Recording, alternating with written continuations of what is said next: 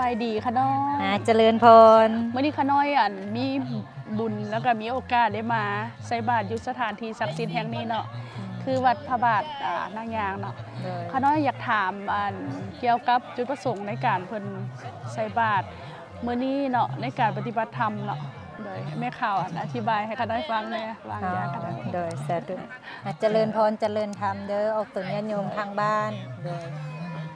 เพิ่นจัดงานปฏิบัติธรรมข้ามปีเนาะตั้งแต่เพิ่นเปิดตั้งแต่ที่25หาวันที่3ก็คือมื้อนี้เองเพิ่นจัดงานปฏิบัติธรรมกรรมฐานจะมี2ประเทศเพราะว่ามีพระนิสิตที่วิทยาลัยสงฆ์ขอนแก่นเนาะมาปฏิบัติศาสนากิจจำนวน30-40กว่าองค์โดยคณะเนาะโดยแล้วเพิ่นก็มาปฏิบัติธรรม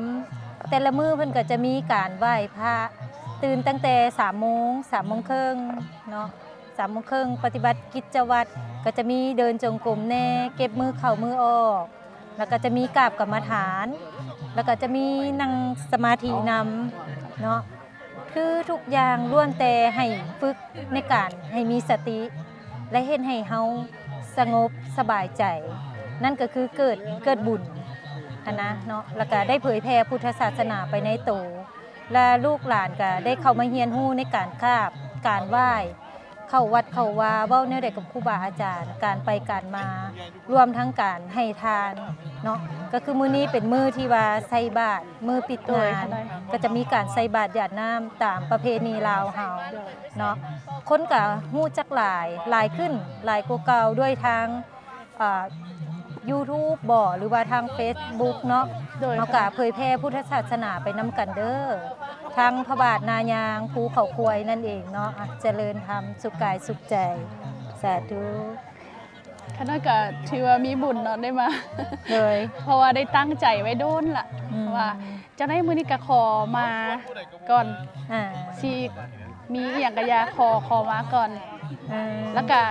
ถือว่าเป็นสิ่งที่ตัวเองอธิษฐานไว้แล้วก็ได้มาสมดังอธิษฐานถึงว่าสิบ่ได้มาปฏิบัติธรรมเนาะแต่ขาน้อยก็บ่ว่าแต่ทางไหนทางนอกก็มีความปลื้มใจว่าจะเป็นครูบาอาจารย์หรือจะเป็นตัวขาน้อยก็ถือว่าเป็นบุญของขาน้อยที่ว่าได้มาดีใจคือกันที่ว่าเฮ็ดให้แม่หญิงลาวเฮาได้ฮู้จักเข้ามาศึกษาคำสอนพระสัมมาสัมพุทธเจ้ามาเรียนฮู้เกี่ยวกับพุทธศาสนามาเรียนฮู้เกี่ยวกับประเพณีลาวนับตั้งแต่การนบขานคาบการไหว้หั่นน่ะเนาะโดยเป็นสิ่งที่ดีและเป้าหมายแม่ข่าวก็คืออยากยกระดับแม่ข่าวแม่ซีหรือว่าแม่หญิงให้มีบทบาทในพุทธศาสนาหลายขึ้นจะเป็นสิ่งที่ดีก็อยากขอให้ญาติพี่น้องลูกหลานกัลยาณมิตรทุกคนเผยแพร่ซอยกัน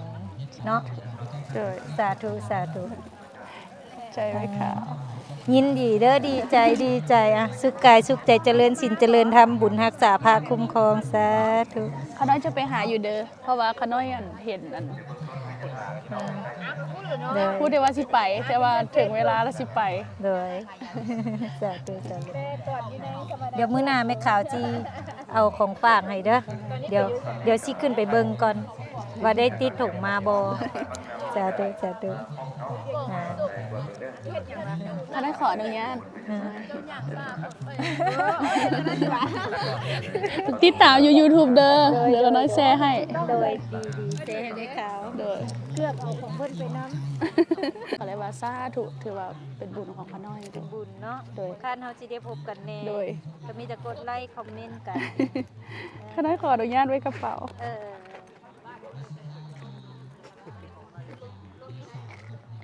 เพิ่นเป็นนั่นยูทูบเบอร์ว่ะโดยเพิ่นเป็นน้องชายหักแพงโดยแบบหักแพงกันแต่ก่อนเพิ่นก็เคยบวชเด้แล้วก็ฮู้จักเพิ่นแบบมักขาน้อยหันมักไปสมโภชพระเพิ่นบวชเพิ่นเทศคนติดดีโดยคนติดเพิ่นดีเลยนี่แล้วเพิ่นหันเพิ่นว่าเพิ่นขอออกมาทางนอกก็ซะเพิ่นว่ามาเฮ็ดพวกอันนี้เบิ่งเพราะว่าก็เลยว่าโอเคเด้อนะนั่งเด้อโอ้ยนั่งเด้อสาธุเด้อให้เพิ่นได้เห็น